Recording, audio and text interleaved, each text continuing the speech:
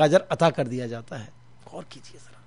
گھر پہ وضو بھی کر لیا, بہت سے قدم چل کے مسجد میں بھی آ گئے, اب کیا ہے؟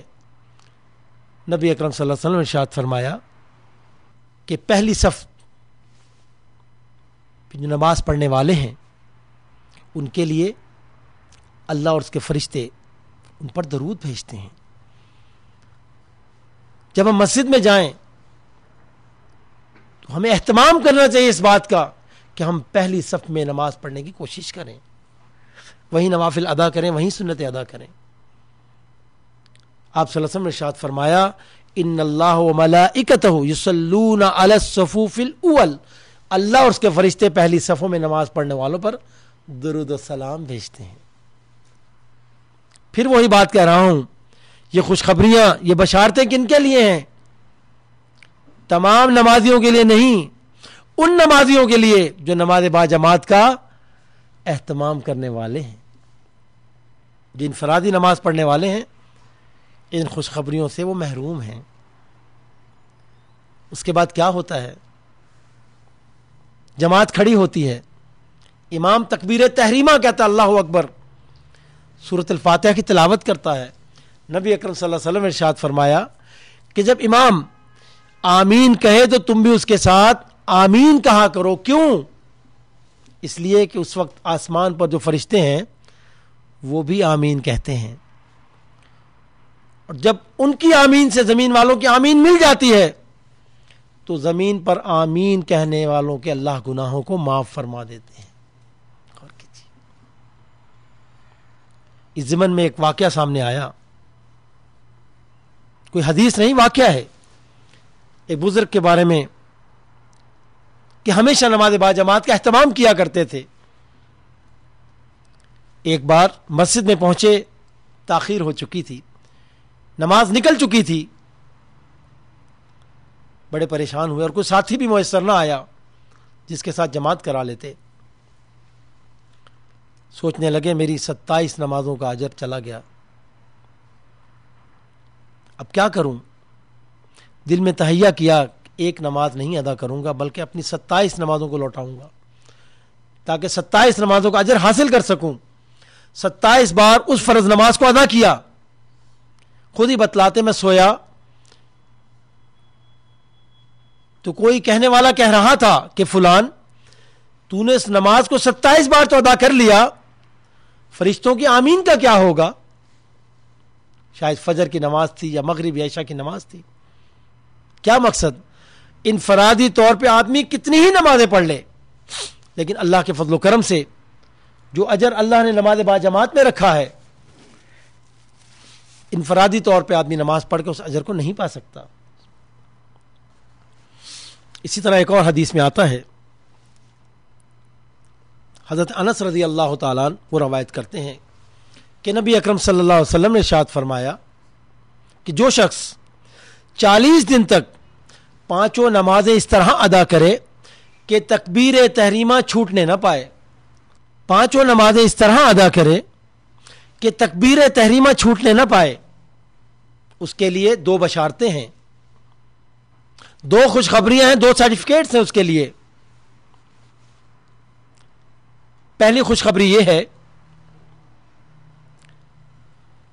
کہ جہنم سے آزادی کا پروانہ عطا کر دیا جاتا ہے, کہ اللہ نے اس شخص پر جہنم کی آگ کو حرام کر دیا. اور دوسری بشارت, دوسری خوشخبری اس کے لیے یہ ہے کہ اس کے سینے کو نفاق سے پاک کر دیا جاتا ہے. ہر شخص کے سینے میں کچھ نہ کچھ منافقت کی نشانی پائی جاتی ہے. اگر کوئی شخص یہ چاہتا ہے کہ اس کا سینہ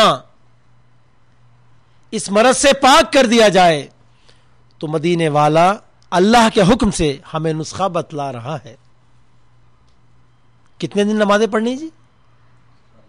40 دن 5 نمازیں اس طرح ادا کرنی ہے کہ تکبیر تحریمہ جب امام اللہ اکبر کہے تو آدمی جماعت میں موجود ہو.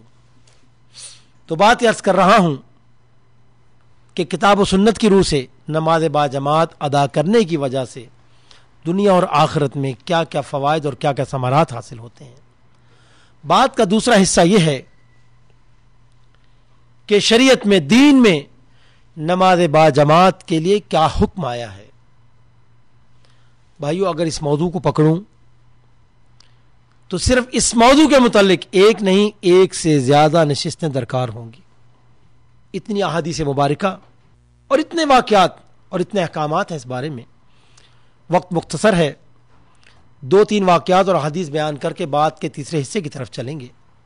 سیرت کی کتابوں میں، احادیث کی کتابوں میں کتنی احادیث مبارکہ ہمیں ملتی ہیں اس بارے میں۔ ان بہت سی احادیث مبارکہ میں سے ایک حدیث وہ ہے جسے حضرت ابو ہریرہ رضی اللہ تعالی عنہ وہ روایت کرتے ہیں کہ نبی اکرم صلی اللہ علیہ وسلم مسجد نبوی میں تشریف فرما ہیں۔ مشہور حدیث ہے، کئی بار سن چکے ہوں گے۔ تذکیر کے لیے، یاد دہانی کے لیے سن لیجئے، کیونکہ ہم بھول بڑی جلدی جاتے ہیں۔ آپ صلی اللہ علیہ وسلم مسجد نبوی میں تشریف فرما ہیں کہ ایک صحابی حاضر خدمت ہوتے ہیں، اور یہ صحابی کون ہیں؟ یہ نابینا ہیں، بوڑھے ضعیف ہیں، اور ان کا نام سیرت کی کتابوں میں عبداللہ ام مکتوم آیا ہے رضی اللہ تعالی عنہ۔ بارگاہ رسالت میں عرض کرتے ہیں، اے اللہ کے رسول صلی اللہ علیہ وسلم، کچھ عرض کرنا چاہتا ہوں۔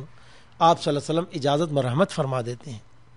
عرض کرتے ہیں، اے اللہ کے رسول صلی اللہ علیہ وسلم، جیسا کہ آپ جانتے ہیں کہ میں نابینا ہوں، مجھے نظر نہیں آتا، اور دوسری بات یہ ہے کہ میں بوڑھا ضعیف ہو چکا ہوں، میری ہڈیاں گھل گئی ہیں، اور تیسری بات یہ ہے کہ میرے گھر پہ میرا کوئی ساتھی نہیں جو اپنی قیادت میں مجھے مسجد تک لا سکے، اور چوتھی بات یہ ہے کہ مدینے کے گلی کوچوں میں زہریلے کیڑے مکوڑے عام ہیں۔ کیا آپ محمد صلی اللہ علیہ وسلم اللہ کے اس دین میں میرے لیے گھر پہ نماز پڑھنے کی اجازت پاتے ہیں؟ اللہ اکبر۔ 4 عذر پیش کی، اور چاروں شرعی عذر ہیں۔ نابینا ہیں، بوڑھے ضعیف ہیں، مسجد لانے کے لیے ساتھی نہیں، اور مدینے کے گلی کوچوں میں زہریلے کیڑے مکوڑے عام ہیں۔ بعض روایات میں آتا ہے کہ آپ صلی اللہ علیہ وسلم اجازت مرحمت فرما دیتے ہیں، اور بعض روایات میں آتا ہے آپ صلی اللہ علیہ وسلم خاموشی اختیار فرماتے ہیں، اور پھر ارشاد فرماتے ہیں، عبداللہ حل تسمع النداء، عبداللہ سنو، کیا تمہیں اذان کی آواز آتی ہے؟ قالوا نعم، عرض کرنے کے اے اللہ کے رسول صلی اللہ علیہ وسلم آتی ہے۔ فرمایا فاجب، تو اس کا جواب دیا کرو، عبداللہ سنو، تم نابینا ہو، تمہیں نظر نہیں آتا، یہ بات میں جانتا ہوں، تم بوڑھے ضعیف ہو چکے ہو، تمہاری ہڈیاں گھل چکی ہیں، یہ بات بھی میرے علم میں ہے، تمہارا کوئی ساتھی نہیں جس کی قیادت میں تم مسجد تک آ سکو، میں اس بات سے بھی لا علم نہیں، اور مدینے کے گلی کوچوں میں زہریلے کیڑے مکوڑے عام ہیں، یہ بات بھی میرے علم میں ہے، لیکن میں محمد صلی اللہ علیہ وسلم اللہ کے اس دین میں تیرے لیے گھر پہ نماز پڑھنے کی اجازت نہیں پاتا۔ اللہ اکبر، غور کیجیے ذرا، معاذ اللہ ثم معاذ اللہ، کوئی شخص یہ سوچے کہ اللہ کے رسول صلی اللہ علیہ وسلم اپنے ساتھیوں کے حق میں اتنے سخت تھے، ایسی بات نہیں۔ خدا کی قسم، میرا ایمان اور آپ کا بھی ایمان ہونا چاہیے کہ امت کی ساری مائیں مل جائیں اور سارے باپوں کی شفقت جمع ہو جائے، مدینے والے کے سینے میں جو امت کی محبت ہے وہ ہماری ماں اور باپوں کے دل میں بھی نہیں۔ یہ نبی وہ نبی ہے جو اپنی امت سے اتنی محبت کرنے والا ہے، کیسے ممکن ہے کہ امت کے حق میں سخت ہوں؟ بات یہ ہے کہ نماز با جماعت کی اہمیت اتنی زیادہ ہے کہ نہیں چاہتے کہ ان کا ایک پیارا ساتھی اس عظیم الشان نیکی سے، اس عمل سے محروم رہ جائے۔ اسی طرح ایک اور حدیث میں آتا ہے، حضرت ابی بن کعب رضی اللہ تعالی عنہ، وہ اس حدیث کے راوی ہیں، وہ روایت کرتے ہیں کہ نبی اکرم صلی اللہ علیہ وسلم نے حسب معمول فجر کی نماز کی امامت فرمائی۔ نماز جب ختم ہو گئی تو آپ صلی اللہ علیہ وسلم نے غور فرمایا کہ نماز میں جماعت میں کچھ لوگ موجود نہیں، تو ہم سے ارشاد فرمایا